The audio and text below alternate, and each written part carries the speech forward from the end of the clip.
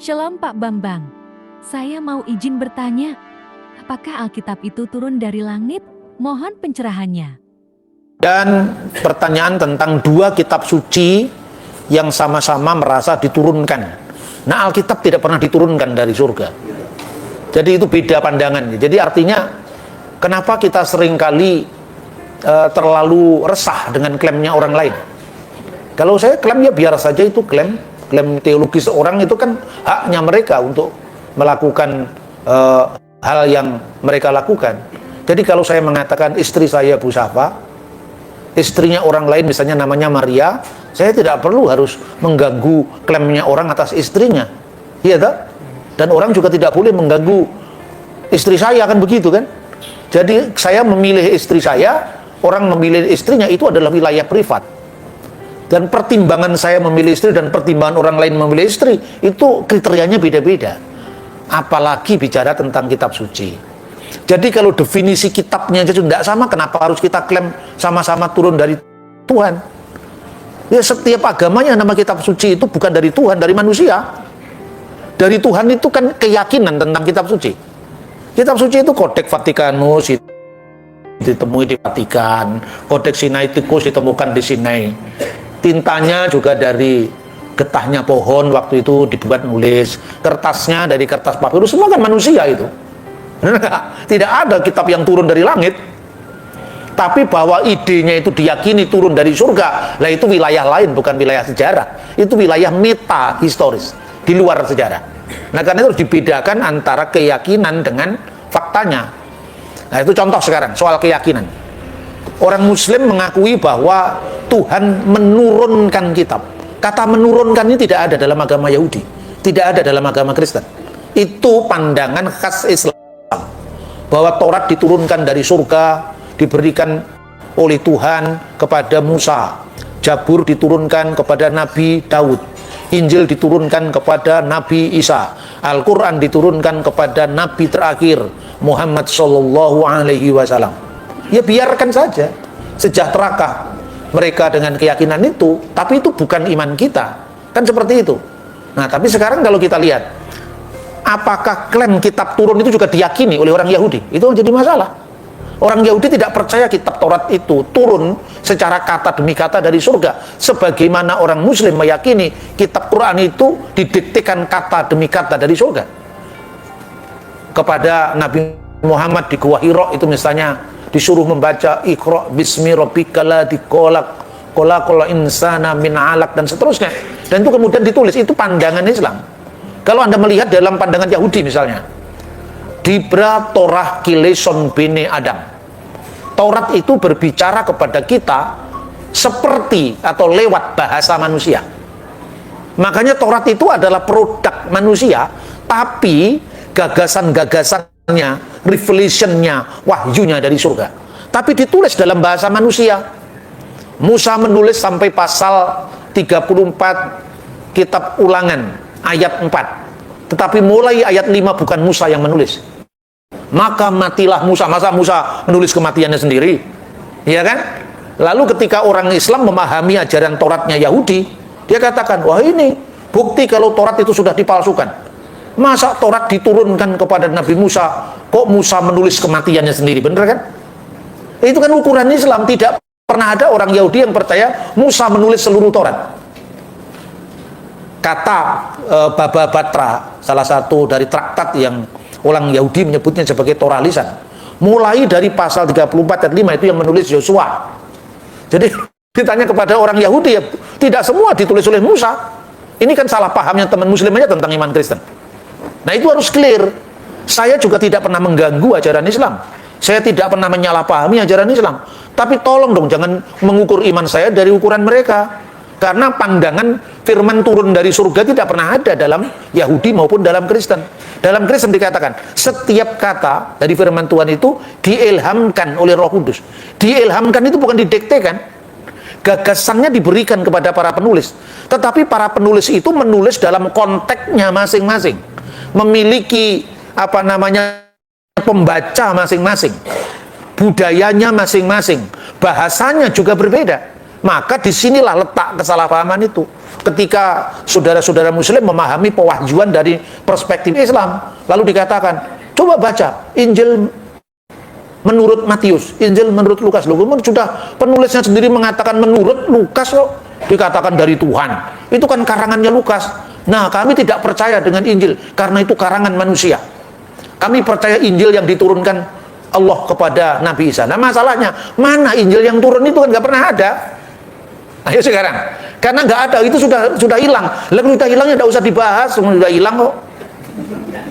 Nah, ini waktunya orang Kristen menyampaikan hak jawabnya. Ya, hanya itu yang kami lakukan. Saya tidak pernah mengintervensi tafsirnya orang lain. Misalnya, kalau kamu katakan Injil yang asli sudah hilang, asli apa yang kalian maksud? Sebab kami punya dokumen dari Injil yang tertua yang hanya berjarak 18 tahun dari penulisnya. 18 tahun itu bukan waktu yang panjang. Ya, misalnya sekarang P52 itu papirus 52 yang disimpan di John Ryland Library di Inggris. Itu isinya sebagian Injil Yohanes. Kemudian Yohanes sendiri wafat di Efesus tahun 96 Masehi. Dari hasil uji karbon P52 yang ditemukan di Alexandria itu dari tahun 115 dikurangi 96 itu hanya belasan tahun saja. Yang kedua, papirus 66 P66 itu disimpan di apa namanya Bibliotheca Bodmeriana Switzerland. Itu dari hasil uji karbon yang dilakukan oleh Profesor Kim, ahli papirus dari Korea itu kira-kira tahun 2010-2011, menunjukkan bahwa kalau selama ini Anda membaca misalnya Novum Testamentum Greek misalnya ya, itu kan abad lalu itu hanya perkiraan sampai kepada ini abad ketiga, ini abad keempat, Codex Vaticanus abad keempat, Alexandrius abad keempat, Papyrus 66 abad kedua akhir atau abad ketiga. Dulu perkiraan itu hanya abad, sekarang sudah tahun. Karena apa? Hasil apa namanya uji karbon itu sekarang lebih akurat dan ini hanya berjarak belasan tahun. Nah, seandainya ada Injil yang asli yang katanya turun dari surga, mana buktinya? Semua kan harus dengan bayi data. Nah, ini persoalannya. Ini kan hak jawab kita orang Kristen yang dituduh Alkitab sudah dipalsukan gara-gara tidak cocok dengan klaim pewahyuan mereka.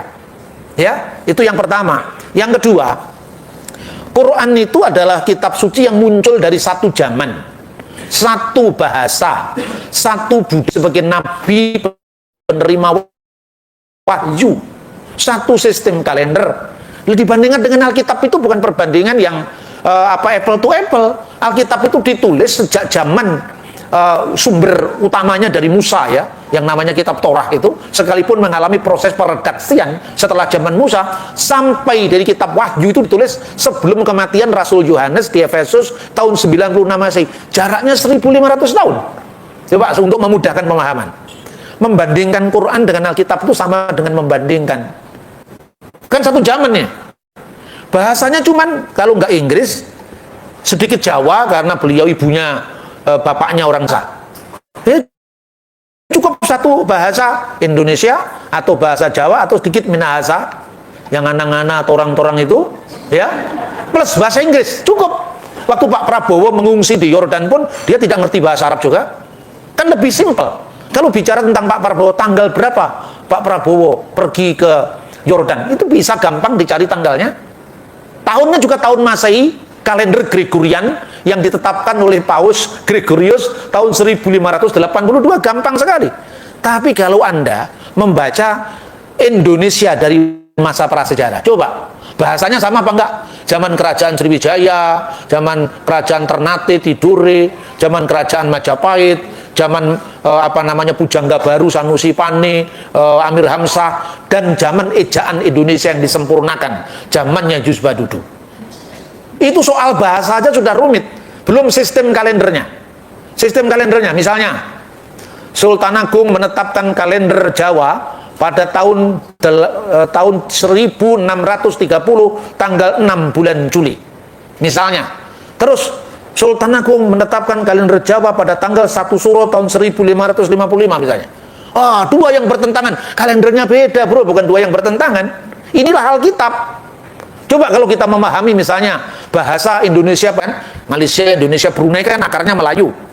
Prasasti Kedukan Bukit. Saya itu di hadapan para mahasiswa lintas agama. Orang mengatakan, ini Alkitab saling bertentangan, Pak. Ini baru ngomong Alkitab, apalagi ngomong Quran. Gitu? Baru ngomong Alkitab, saling bertentangan, Pak. Yang bertentangan yang mana? Ini, di sini, di dalam kitab Taurat, Paskah tidak bulan Nisan. Tapi di kitab yang lain bulan Nisan. Di zamannya Musa, nama bulan untuk Paskah belum Nisan. Nisan itu setelah pembuangan Babel. Seperti Anda sekarang. Di zaman Sultan Agung belum ada hari Minggu, yang ada hari Ahad. Kemudian setelah koran pemberita Betawi diterbitkan, yang menerbitkan penyanyi Jawa yang mendapatkan hadiah sebagai seorang perintis pers nasional dari Pak SBY tahun 2006, namanya Raden Mas Adi Suryo, baru muncul kata Domingo menjadi Minggu, diambil dari bahasa Portugis. Sebelum zamannya Raden Mas Tirto Adi Suryo, tidak ada orang Indonesia yang mengenal kata Minggu, kecuali hari Akad atau bahasa Sanskerta dulunya. Ini rumit, baru berapa ratus tahun sudah rumit. Lah ini Alkitab 1500 tahun.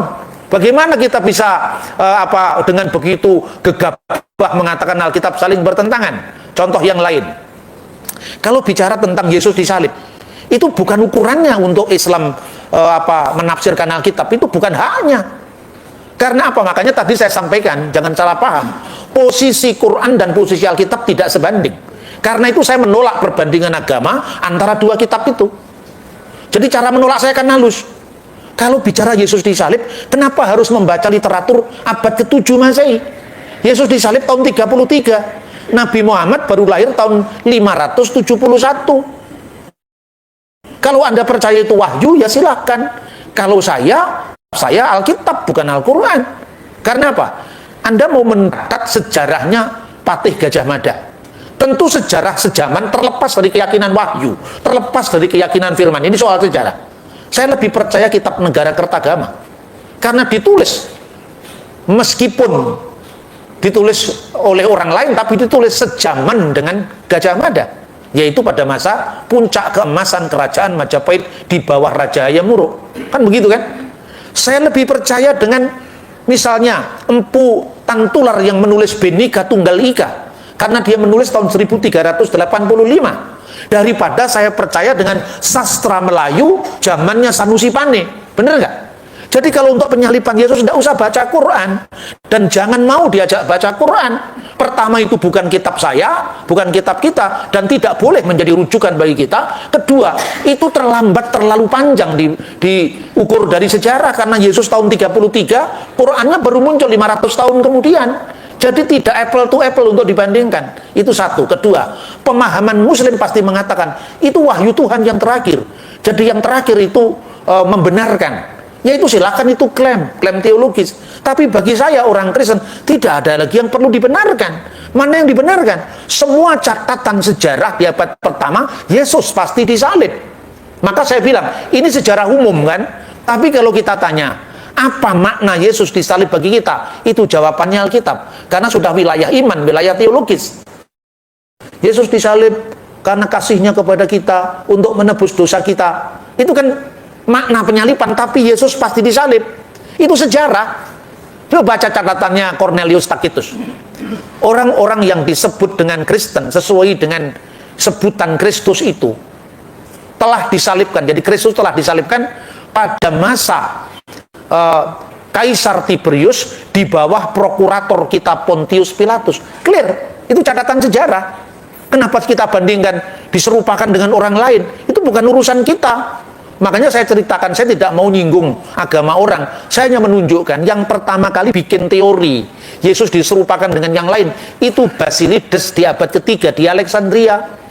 Soal kemudian orang menyimpulkan, loh Pak, kok sama dengan tafsirannya Quran Pak? Loh itu bukan urusan saya hanya ngomong sejarah kok. Saya tidak pernah menafsirkan kitab sucimu.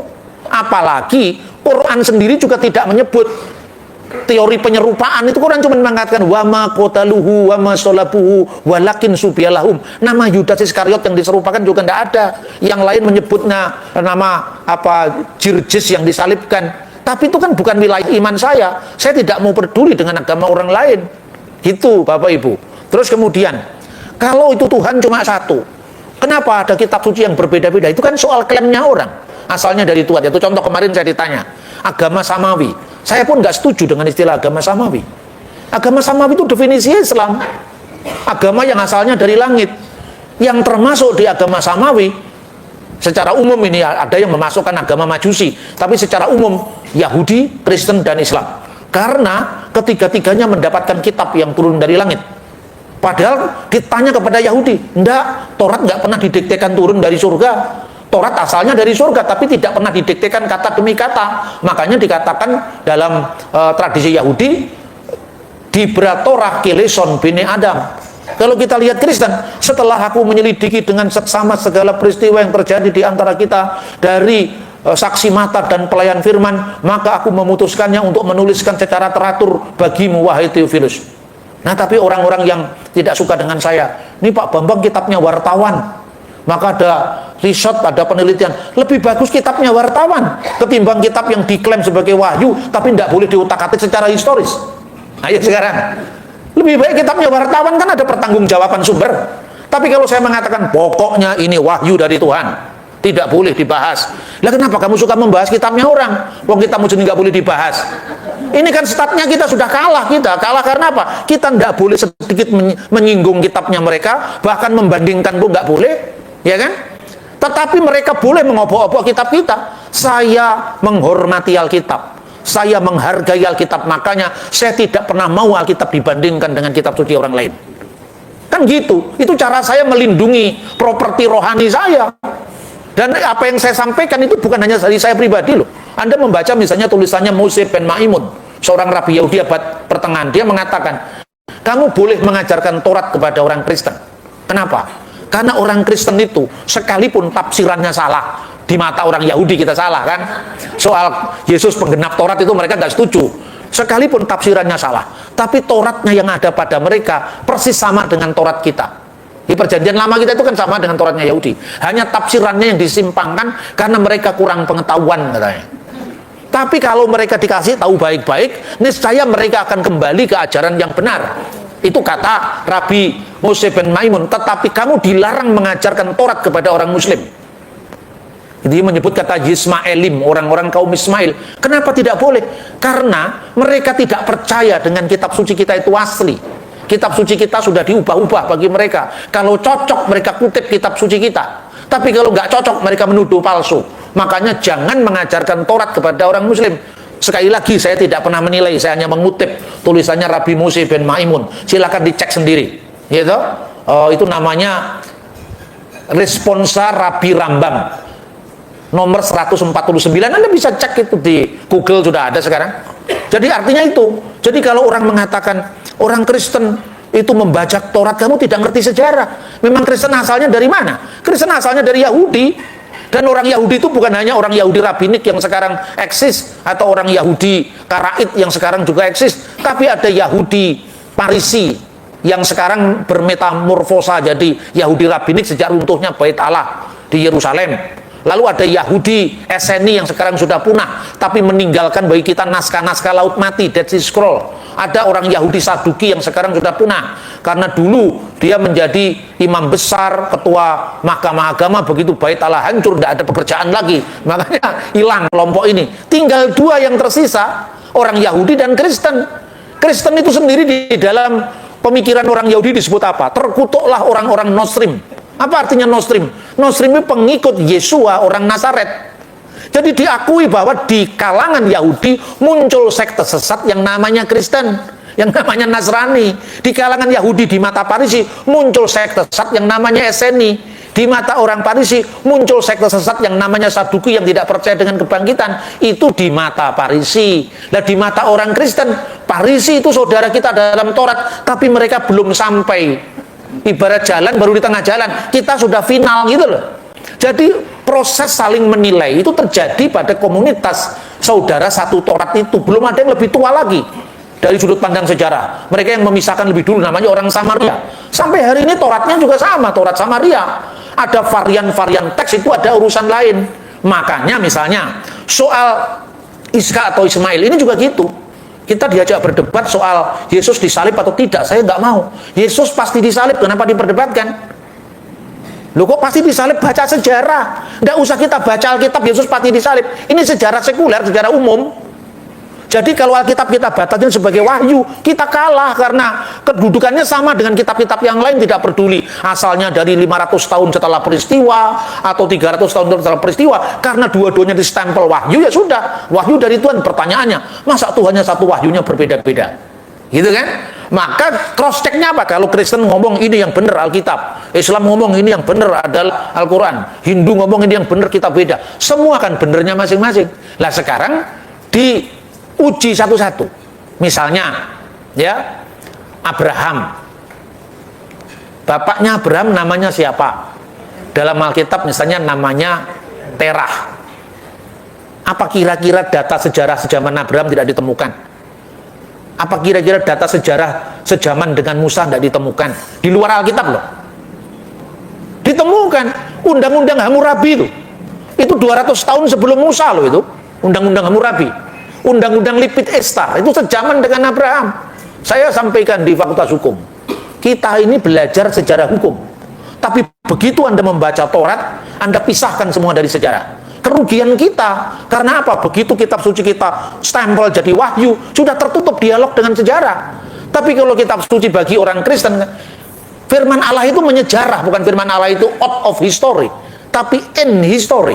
Makanya contohnya, yang namanya Yohanes Pembaptis, itu tidak hanya dicatat dalam Alkitab, itu dicatat dalam karya sejarah abad yang sama, yaitu tulisannya Flavius Josephus.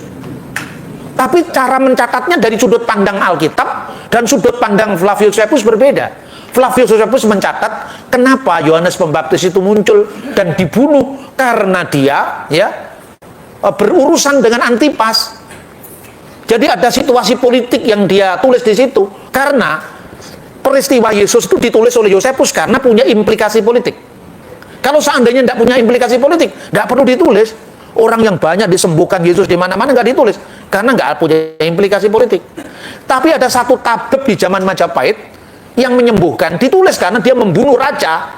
Membunuh raja itu menjadi berita besar. Tapi berapa banyak orang yang disembuhkan sang tabib ini nggak pernah dicatat karena tidak punya implikasi politik.